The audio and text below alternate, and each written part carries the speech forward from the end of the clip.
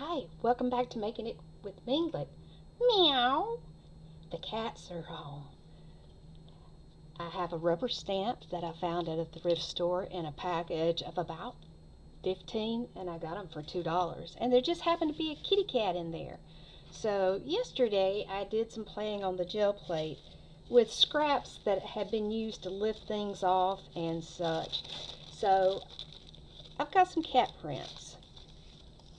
And being that they're on tissue paper, they can be added to any kind of pages that I'm working with. I haven't decided wholly which papers I'm going to use.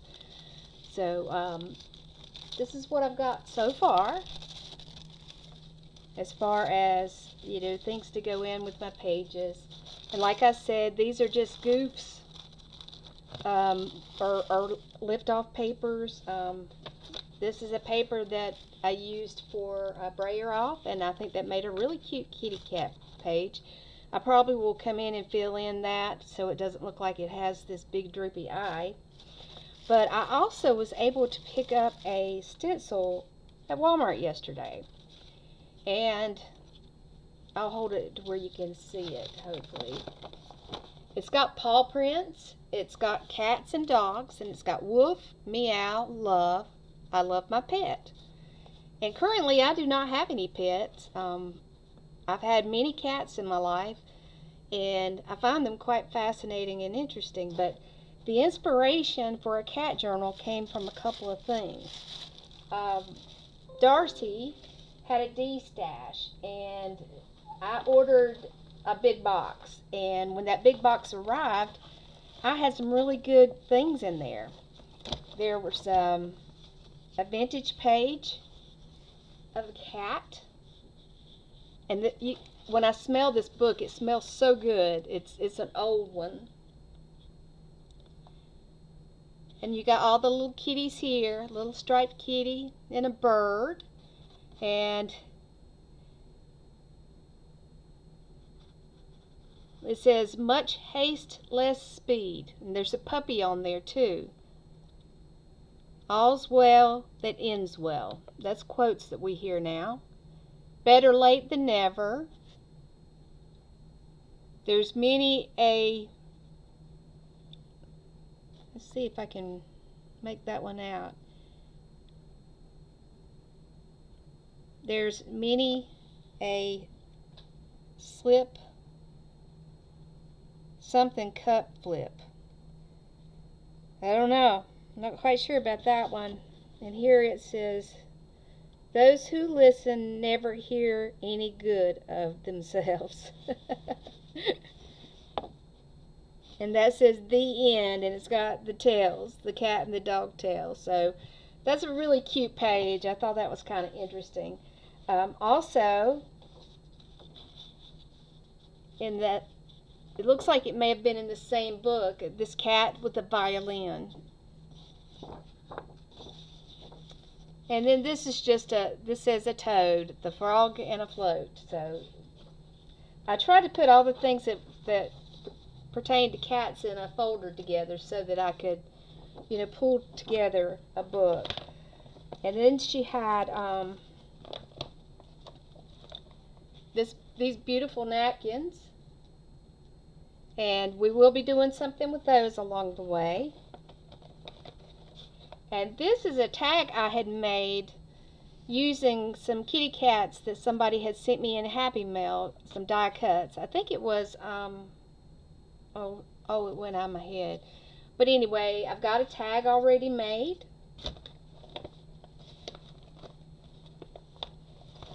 And here's some more of the things that Darcy sent. It looked like it might have been like a cat journal, and it's got all kinds of kitties on it. And these will be going into the journal.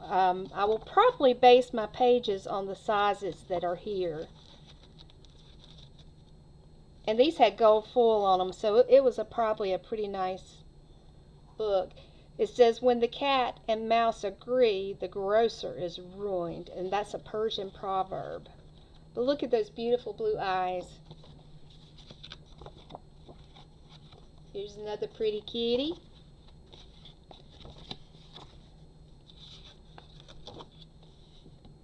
kitty papers.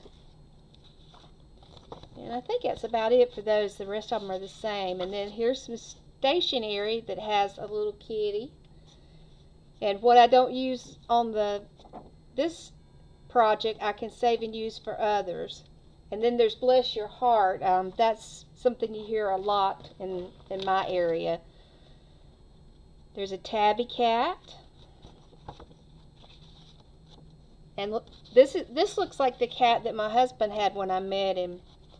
The cat's name was Putter, like put her out. P-U-T-T-E-R is the way they spelled it, but that's what the daddy would say. Put her out. But she stayed in the house. She was rotten. She loved Breyer's vanilla ice cream. When they would have ice cream, when the freezer opened, she went almost crazy and could not wait until it was time for her to be served. Everybody got served except for the kitty cat. And this cat probably weighed about 30 pounds. At least 30 pounds. She was a chunk of cat. And that cat would wait until the carton was empty. And the lid would get put down first. And that cat would lick all the ice cream that was left on the lid, would lick it until it was all gone. And then she would sit patiently waiting for the rest of the carton. And when the rest of the carton comes, she would all but climb in it to get her ice cream. I always thought it was kind of funny. I looked in my stash of stuff where I have cards, and I actually had some little kitties. And I think that I can use these, and I think that you probably could too, as a, just as inspiration to put cats on your pages if you're going to do cats with me. Here's another little country kitten sitting down here. And I found this card. Let's see what we're wishing. A speedy recovery. So that's why the watch is there. And then I have this that somebody had made for me. It was personalized stationery, and it's got a cat and a dog. So I can use that. And then in one of the D-stashes or Happy Meals that Darcy sent, she sent this envelope. And I noticed that she had one of these in her envelope journal. But I saw the cougar there, and I thought, okay, that's a cat envelope. So we're going to try to incorporate it. And I was harvesting from magazines, and I found these cats. They're wild cats, but they're cats. And here's leopard print. So we can probably incorporate that. And then I have the stationery, more stationery with cats on it. So I will probably cut these cats out and put them on some ephemera somehow. And then there's a few more of those. Here's what I've done with the kitty cats that I had made, where I drew the head and made clothes. Here's one. There's two. Here's a third one. And here's a fourth one. And these are just scrap papers. I'll make them to where they can be journal cards. And I did drop something, so let me back up and get it. If you see my hair, it's a hair up day. We were a day late cleaning house because one of my girls needed a driver yesterday, so we did not clean house yesterday like we normally do on Thursdays. Alright, we got Santa Claus. And we got a ballerina. Another Santa Claus. There's some little kittens in a basket. There's a set of Hello Kitty cards. And that one's another kitten in the basket. So all of these things are in my project bag for my cats. This book was in with the stuff that Darcy sent. And it's interesting because Margaret Wise Brown has, I remember going to a college when I was in technical school, a community college.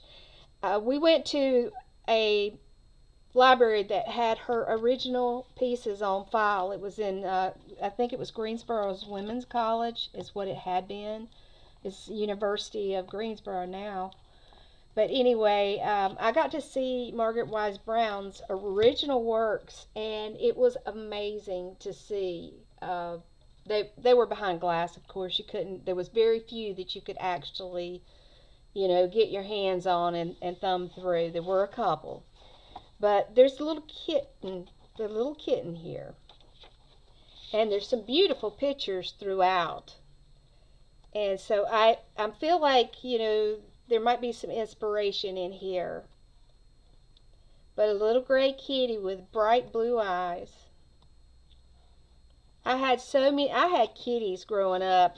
They were outside cats, so we went through them, it seemed like. We were always bringing home animals, and usually they were from the animal shelter.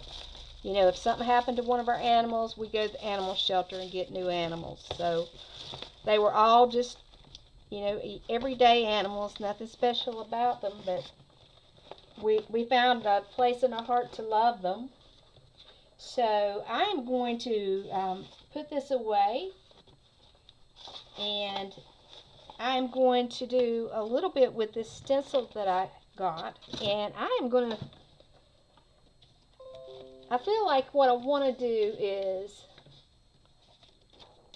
first I've got to turn it this way if I want my writing to come out right. Now, this is what I'm thinking, and I may be wrong. I may want to rethink it at some point, but I have this gouache paint from Montmartre, and I have been impressed with what you can do with it.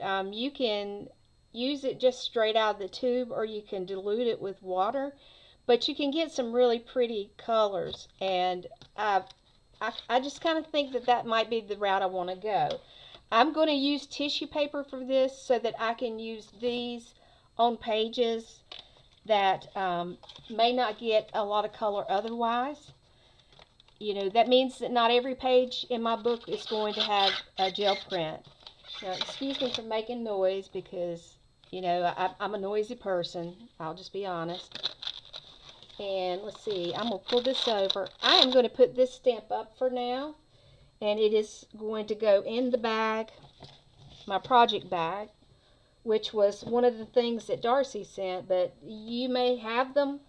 They really are great for project bags. They're these big zippered bags, and you can get a lot in them. And when you start a project, especially if you've got more than one project going, it is wonderful to have this and be able to just close it up and know that you know exactly where your project items are for the project that you're working on. So we have that. I'm going to grab my small brushes.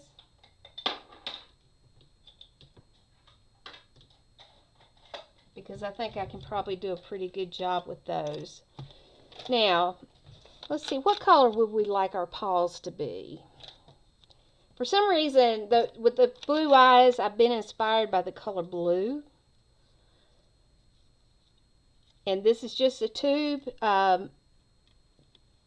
My understanding is if it dries on your palette, once you add liquid back to it, it will perform just as well as it did originally. So we're going to do that. What other colors should we do? I think I want one of the cats to have like kind of a ginger look. So this is burnt sienna.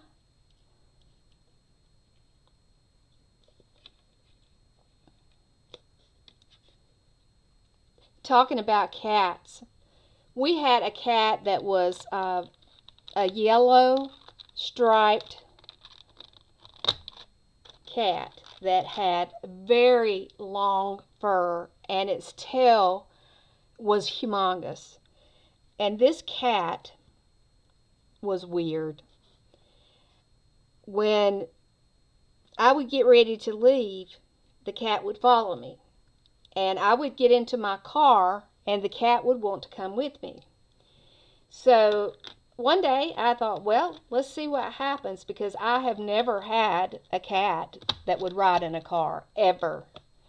Uh, it just hasn't happened, for us that a cat would like to ride in a car.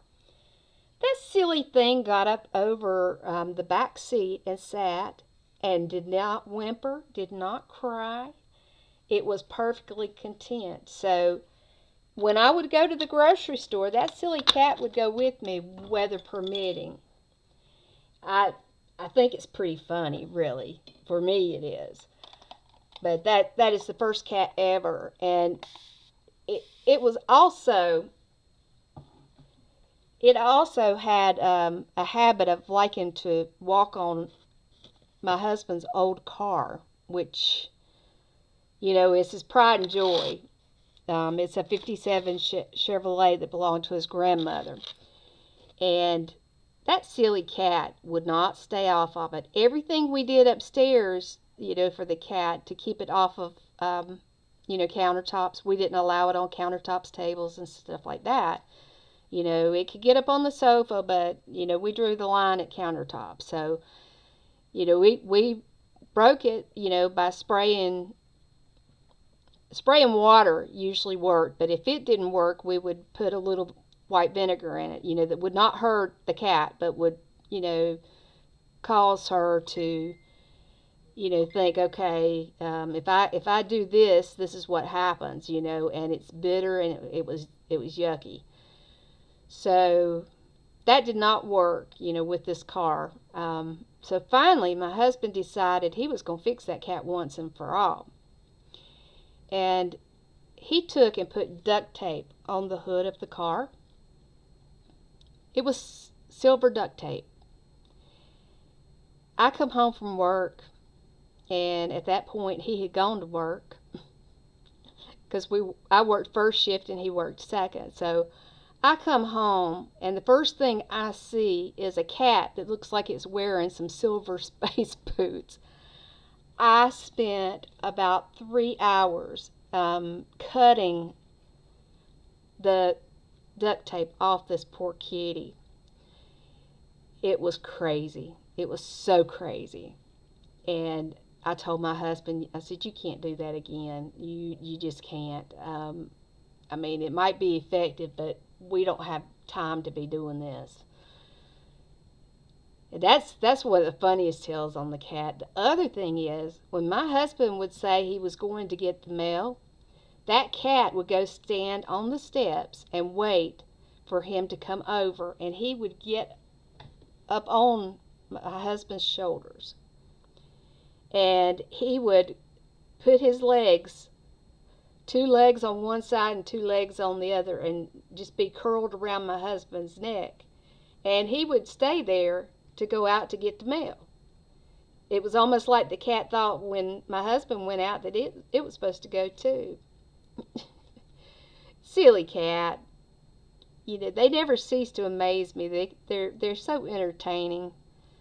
I would not mind having one, but we've kind of, our children are grown. I mean, we had cats, dogs, fish, and I think we're just kind of like happy not to have anything that we have to, that has to be fed or has to be walked, while we're away from home, so we can just go when we want to go and not have to worry about it. But if I ever do decide to get another pet, it would probably be a cat, because that's for indoors. That's probably my favorite, is a kitty cat. And all of our cats were so smart. I mean, we had some that were really, really smart. We were able to take them, and we had one. It was a Manx. It had no tail, And it showed up on the front porch, and our daughter would go to the window and play with the cat. So the cat just started hanging around, and my husband said, "Where'd that cat come from?" And I said, "I don't know." He said, "Well, if it's going to stay around here, we need to get it in the house. And just keep, take it to the vet." So we did, and all that. And it was history. The cat thought it was a dog. Everywhere we would go, when I would walk with my daughter in a stroller, that cat would jump up in the stroller or walk along beside us just like a puppy dog. And that was what caused its demise in reality. But it was a good cat. It was the sweetest thing. She named it Bingo, and Bingo was a very gentle kitty, and just slept beside her bed, and kept her company, and was like her friend. But we were walking one day, and that cat, we stopped to talk to a neighbor, and he decided he didn't want to wait for us, so he started on home. And I didn't realize he was getting ready to cross the road, and somebody coming down the street got him, and that was that. And it was kind of sad, but you can't watch your children and your pets. Sometimes it's hard to do both. But it was a sad day when that one passed away. And the next one that came was Bobo. Bobo was a big boy, and I swear he must have lived in a Domino Pizza dumpster prior to showing up at our house. We still had Bingo, and one Sunday I come home from church, and my husband is feeding the cat French fries. And I said, "What are you doing feeding that cat?" He laughed. He said, "Well," it was funny, because the night before was even funnier. The night before, the cats would go out. They'd go out and do their business. I didn't have to do a litter box. Bingo was that way, and Bobo was too. But I would let them out the back door, which was a patio door. Well, Bill's watching TV, watching a race on TV, and he hears the cat, at the door. He opens the door, lets the cat in. Well, he wasn't looking, and I come out of the baby's room and looked, and I said, "Bill, that cat's got a tail. Our black and white cat don't have a tail. That's not our cat." And the cat went straight to the kitchen in the food bowl. And so the next day he's feeding it French fries. And I said, "If you feed that cat, it's not going to go away." I said, "This is 2 meals it's had on us." And he said, "Well," he said, "I'll tell you what. When the vet opens tomorrow morning, you take that cat up there. I like this cat. I think this cat needs to just stay with us." And so we did take the cat in. And the cat was funny because when we would order pizza, we would usually eat it on the table in the living room, the coffee table. That cat would sit there and be so patient and wait for somebody to drop a crumb off the pizza. And it got to the point where when the pizza man would come, the cat went running to the door like, "Hey, it's for me, it's for me." That cat did not ask for other food. It didn't beg for food, but it loved pizza. Loved pizza. So, kind of crazy. But it did. It loved pizza. When our daughter was young, she would eat all but the crust, and she was snaggletooth, so the crust did not go well with that, and she would feed the crust to the kitty cat. But that cat loved pizza. It never asked for any human food, none at all, but it wanted pizza. It was like it knew what it was. It got excited about pizza, and so it got to the point where, when the pizza was gone, the box would get taken to the kitchen by somebody other than me in this house. And it would be put down on the kitchen floor so that the cat could have the crumbs. It was my husband's cat. He named him Bozo. And he was a beautiful cat. He had big green eyes. He was black with white on his neck and white on his paws.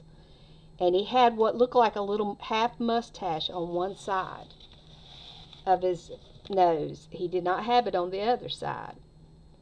And my mom always called him Groucho. And she was not crazy about animals in the house, but she loved that cat. When she would sit down, she would pat her lap, and that cat would get up in her lap, even though it didn't sit in most people's laps. So my mama spoiled it. And when the children were little, that cat got so much love.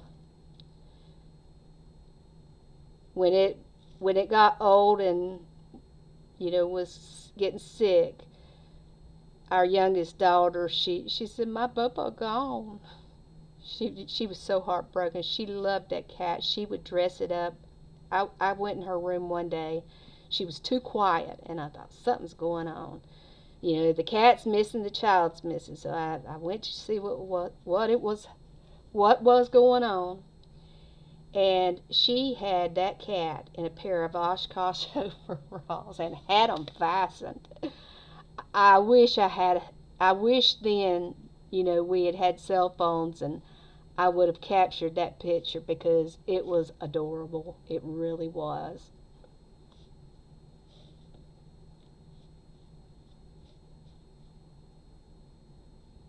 After Bobo, we got dogs. We had a couple of dogs, and we had one that showed up, and she was expecting, and we weren't going to keep her. We were trying to find where she belonged. She had a collar on. She seemed very well kept, very clean. So most likely somebody had just dropped her off in a neighborhood that, they thought somebody would take her in, and, we did. Since we weren't going to name her, she got called Little Girl. She was a Beagle mix, and that was the best dog ever. She stayed with us until she got to where she couldn't, she was having trouble with the time in between when people could be here to walk her. So we had a friend that was able to take her and keep her in a barn. And so that's where she went. She went to the farm. But pets make our lives a whole lot better.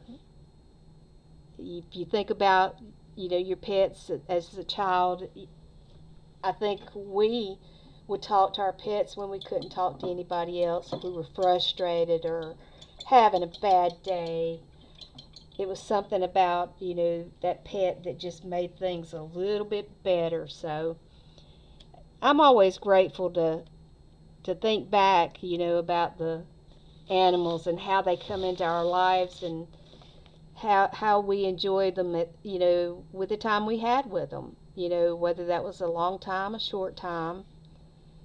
But it's something about an animal that just, it's that unconditional love and acceptance. And it's just, knowing that you've got a companion that's going to be right there with you is always so cool. Now, I don't know exactly how these are going to come out. This is kind of a trial and error situation right here. I've not tried this before, but I see people doing similar things, so I think it's worth a try. What's the worst thing that could happen, right? I failed. Well, at least if I tried and I failed, I did something. You never know. Now I'm going to have to let this dry, so I think that what I'll do is I will continue on painting these and not bore you with any more cat stories or animal stories. But if you've got a pet, if you wanted to follow along and work on a cat journal, you know, I would be happy for you to come along, and we'll get a hashtag for it. I'll try to come up with something that I think would work.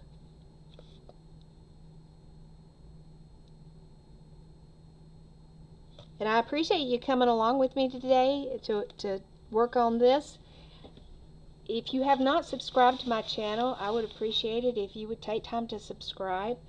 If you can like it and comment, I would really appreciate that. Every bit helps. You know, every day I'm surprised. You know, there's new people that have found me. So, you know, also if you think that you have some friends or people that hang out and like the same things you do, you know, please share, because there's a lot of things going on. You know, we're doing some things with other channels. Right now we're working on envelopes with Darcy and many, many more. So you'll be seeing more about the envelopes. And then there's also a challenge, that Maggie Mae's challenge that Lee Creates is doing. We're going to be getting on board with that. So I, I do thank you. I hope you have a good weekend and be well, my friends. Bye bye.